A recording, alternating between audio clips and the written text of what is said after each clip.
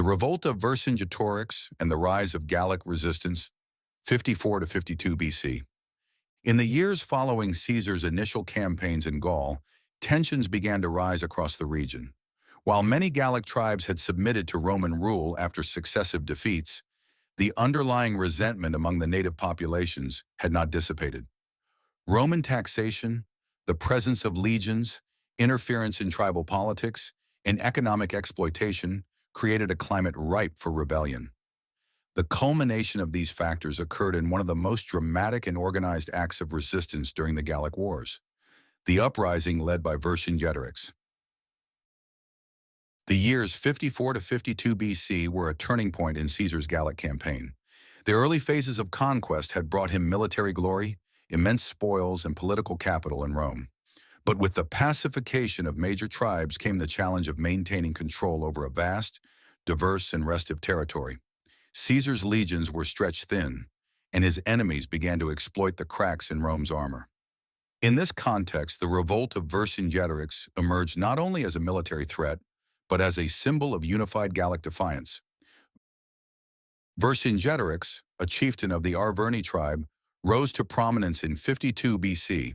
His name derived from the Gaulish elements ver, over, cingeto, warrior, and rix, king, meant supreme warrior king. He was young, charismatic, and a capable military leader. More importantly, he understood the necessity of unity among the fractious Gallic tribes. While previous resistance movements had faltered due to tribal divisions and inconsistent strategies, Vercingetorix pursued a campaign of consolidation, appealing to shared culture and grievances to rally support.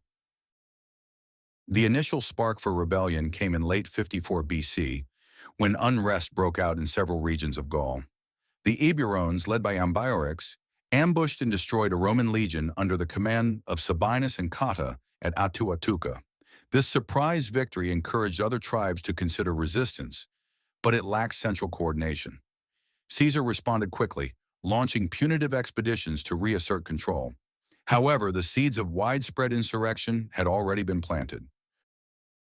Vercingetorix officially launched his revolt in early 52 BC. He began by asserting control over the Arverni and forming alliances with neighboring tribes. Despite initial opposition from Gallic nobility wary of challenging Rome, he successfully persuaded leaders by pointing to Roman overreach and broken promises. His calls for unity struck a chord, and tribe after tribe joined his cause. The Bituriges, Cadurci, Carnutes, Senones, Parisii, and many others pledged support, swelling the ranks of the rebellion. One of Vercingetorix's strategic innovations was his use of scorched earth tactics. Understanding that the Romans relied heavily on local provisions to sustain their armies, he ordered the systematic destruction of farms, granaries, and towns in the path of the legions. This deprived Caesar of supplies and forced him to extend his lines of communication, exposing his forces to guerrilla attacks.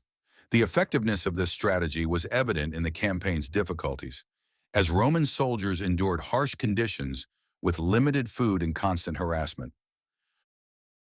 Caesar, for his part, responded with characteristic decisiveness.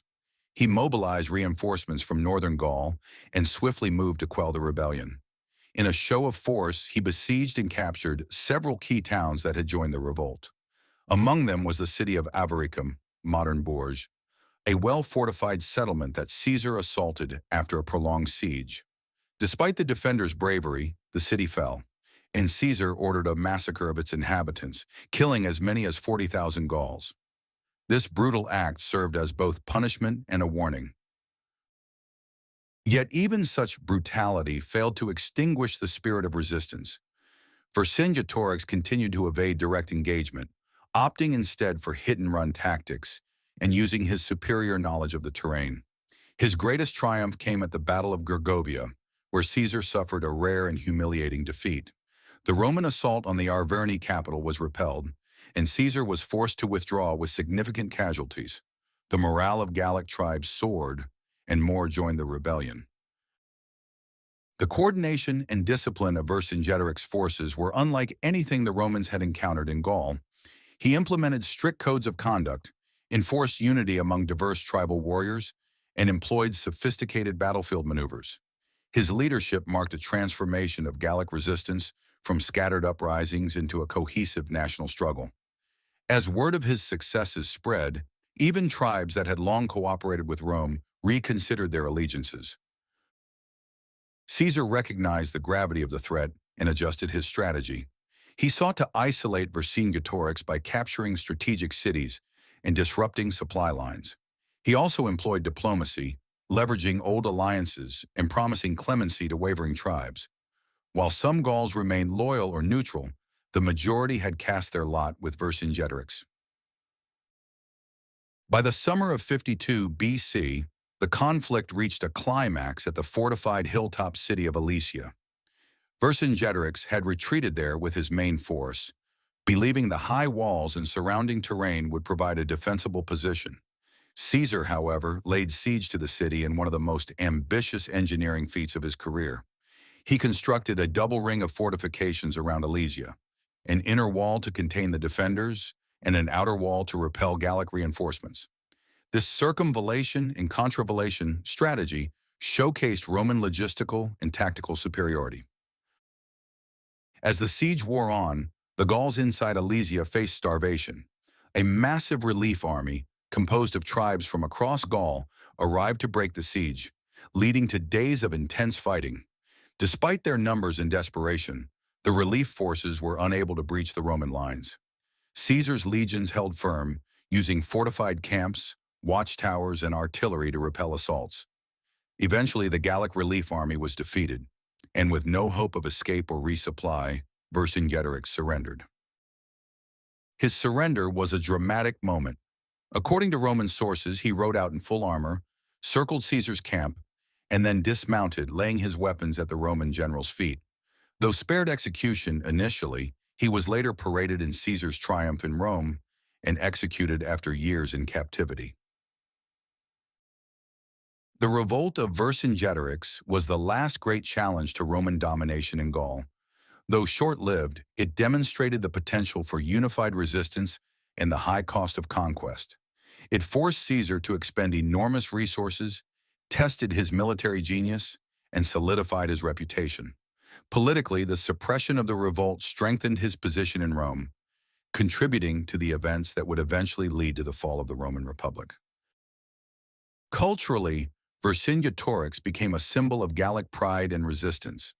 In later centuries, especially in France, he would be romanticized as a national hero who dared to challenge imperial oppression. His legacy outlived the war, embodying the spirit of a people who, despite overwhelming odds, dared to resist one of history's greatest empires. In sum, the uprising from 54 to 52 BC was not merely a military campaign. It was a clash of civilizations. It pitted the disciplined, expansionist might of Rome against the fragmented but fiercely independent tribes of Gaul. At the heart of this conflict stood Vercingetorix, whose vision, courage, and leadership left an indelible mark on history. The echoes of that resistance would reverberate through centuries, reminding future generations of the enduring struggle for freedom and identity.